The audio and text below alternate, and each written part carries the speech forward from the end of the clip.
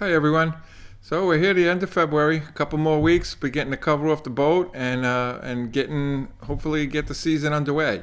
Between now and then, though, there's still some time to get things in order, get your tackle in order, and for me personally, get some of the rigs that I'll be using for the coming season. This video today, I'm going to talk about two of my favorite fluke rigs. Actually, pretty much the only rigs that I'll use for my fluke fishing out there, both my personal fishing as well as any of the charter trips that I have out with me. So we're going to go over them today, so stick around. Alright guys, the first rig I want to talk about here today is one that I've been using for a long time with varying degrees of success because it was tied using a standard three-way swivel, and that led to some issues where in less than perfect drifts you'd get the line tangling. What we do is we drop down to the sinker or the bucktail, and the high hook that's riding above it in less than perfect conditions would wrap around and tangle up. So a couple years ago here on YouTube I came across the video by the maker of these, Thundermist lures. They make a product and it's called a T-turn. Now what a T-turn is, it's basically a three-way swivel, with the difference being it is 90 degrees. Okay, this middle T here rotates very freely around the center here.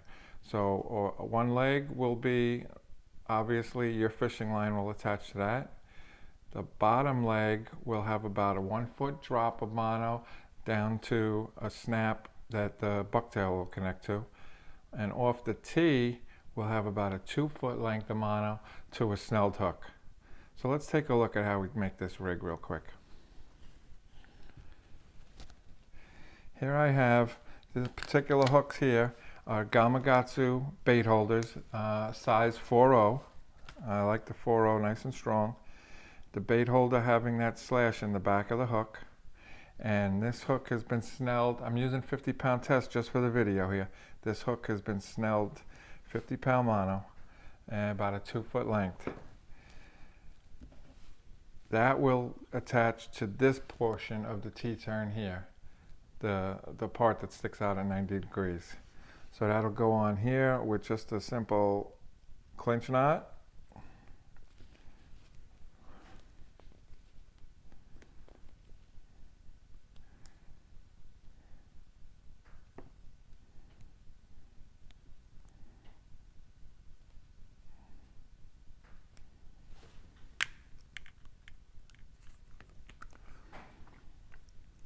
That portion's done. Now we need to make the bottom piece that's going to go down to the bucktail, and that'll be about 1 foot. First thing I do is, again with a clinch knot, we'll tie on small dual lock snap. This is I believe 60-pound size.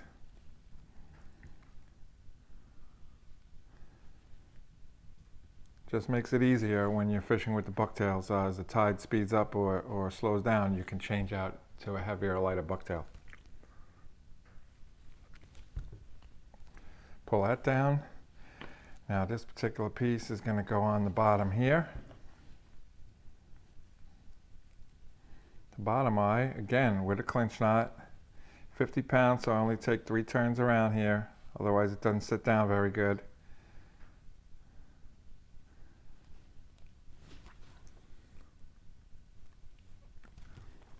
Okay, at that point there, we basically have this rig done. What I have is a foot drop. My line will attach here. I have a foot drop.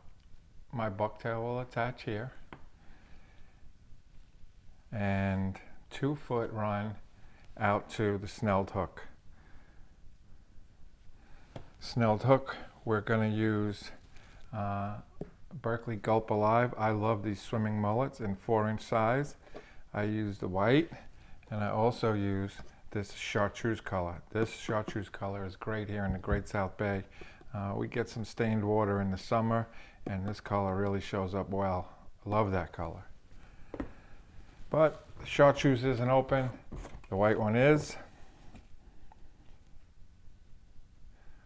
take out one of these swimming mullets. You'll see it has a nice little paddle tail here. And what you want to do is, from the nose, keep this hook vertically straight, going right through the center of the body of the mullet till it gets down near the tail, like so, and then just slide it up the hook like this. And that's it. To the bottom, as opposed to a sinker, we'll attach bucktail. I prefer Blue Frog Bucktails. They're the originator of the swing hook. This is in particular, this is a 3-ounce model, and you'll see the hook is not fixed. It is a swing hook. I just feel like that gives you a little more action when this is jigging along the bottom. We'll get a little more swimming action going on up here.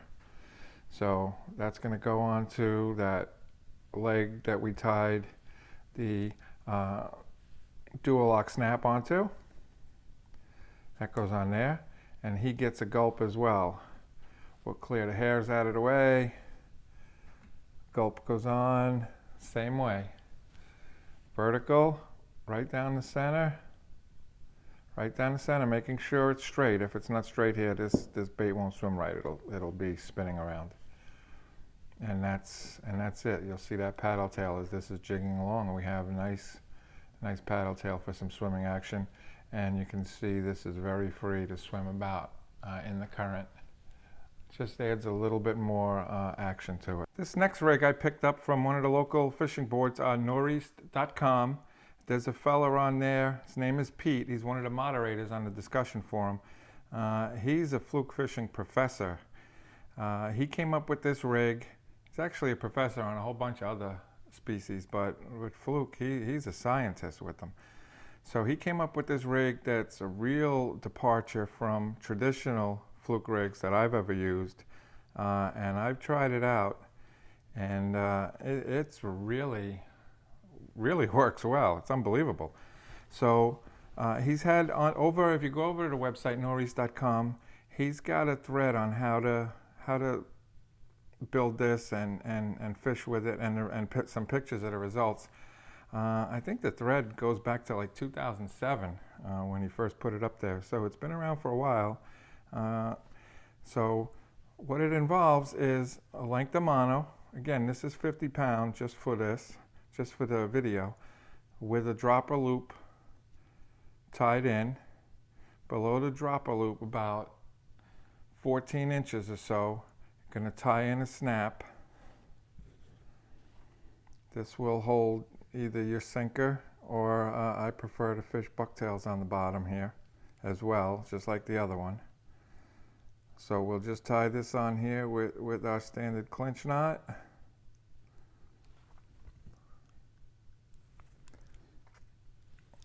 And it's pretty much done. Now, your bucktail will get attached to the bottom just like before. On this dropper, what they do, now there's fellas on the site that make these teasers, and they're beautiful and they work very well. They look more like saltwater flies than a teaser, but most of the time I do fine with just a plain bucktail teaser. Now Pete has a modification that he does on his, where he'll add another dual lock snap on here, so he can quickly change out the teaser colors and that. I've never really had an issue with that. I find it just as easy, less hardware the better in my mind. I just pinch this down, we'll go through the eye of the teaser, and the loop goes over this guy, and then we pull it down this way. And just like in the last video, a gulp will get threaded up on here. Any of your natural baits, you can put some shiners on here, spearing, sand eels, strip baits, any of that type of thing. Off the top, you just go up in any way to connect it to your line. You can put a barrel swivel in here, or I just always use the old double overhand surgeon's loop. Just to finish it off here, we'll go through once. And that loop at the end it will be where your fishing line will connect. Your snap swivel on your fishing line will connect to this. You'll have a couple inches, that doesn't really matter, that I found, down, and then there's your teaser with a bucktail down below it, which would also get tipped with your bait or your gulp. Okay guys, so I hope one of these two rigs produces that doormat fluke for you this season. And if this is your first time coming by, why not click that subscribe button down below. Would love to have you aboard. And until next time, tight lines everyone.